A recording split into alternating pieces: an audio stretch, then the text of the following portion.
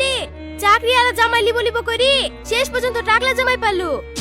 হ্যাঁ যে কত বয়স করে মেয়ের বিয়ে দিল, তো বুড়ো ভাম পাবে না তো কি পাবে? এভাবে আর কতক্ষণ বসি থুবা, মেয়ে জামাইকে সপি দাও।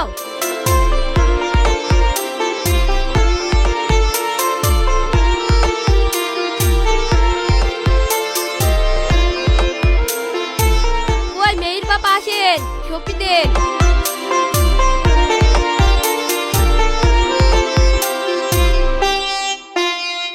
এতদিন আমাদের দায়িত্বে ছিল, আজ থেকে আমি আমার মেয়েকে তোমার হাতে তুলে দিলাম। মান সম্মান সহ সমস্ত কিছু তোমার দায়িত্ব।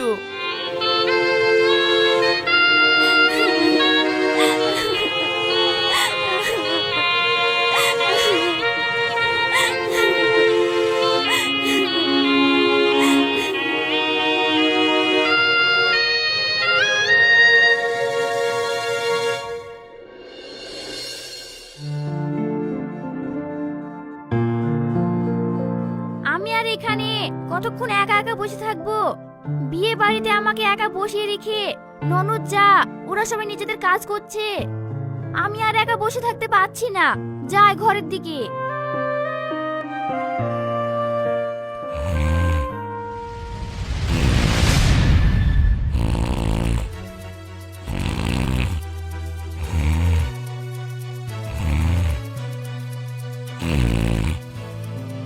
সত্যি আমার কপালটাই খারাপ, আব্বা মা বেছে বেছে এই বুড়ো টাকলার সাথে বিয়ে দিল।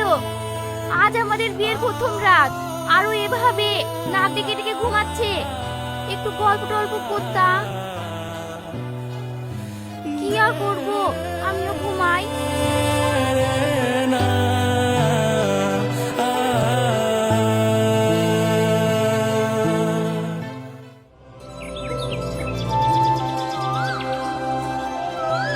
শাবনাম, তুমি তাহলে বাড়িতে থাকো, আমি স্কুলে যাই। তোমাকে কদিন থেকে একটা কথা বলবো বলবো ভাবছি। মা ফোন করেছিল, আমাদের যারা আত্মীয় স্বজন আছে তারা সবাই বলছিল জামাই খাওয়াবে। চলো না দুদিন ঘুরে আসি। এখন আমার স্কুল ছুটি নেই, যখন তখন যাবো বললে হবে? স্কুল ছুটি হোক তখন দেখা যাবে।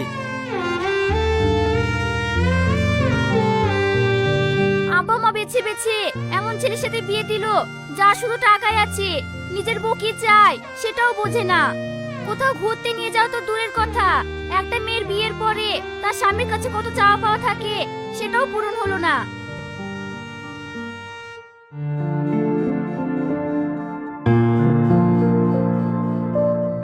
এ শামিম, গাড়িতে আমি ফাইলটা ফেলে এসেছি, নিয়ে আয় তো।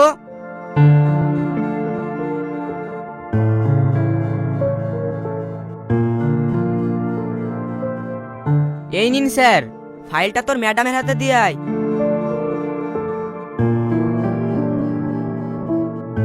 স্যার, আমি তাহলে বাড়ি যাচ্ছি, বিকেলে আসবো। ঠিক আছে।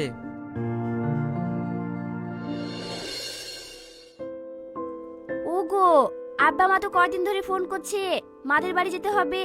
কিছু কেনাকাটা ছিল, চলো করিমপুর থেকে শপিংটা করে আসি। আমার স্কুলে পরীক্ষা চলছে, আমি যেতে পারবো না। আমি শামিমকে বলে দিচ্ছি, তুমি শামিমের সঙ্গে গিয়ে শপিংটা করে এসো। ঠিক আছে।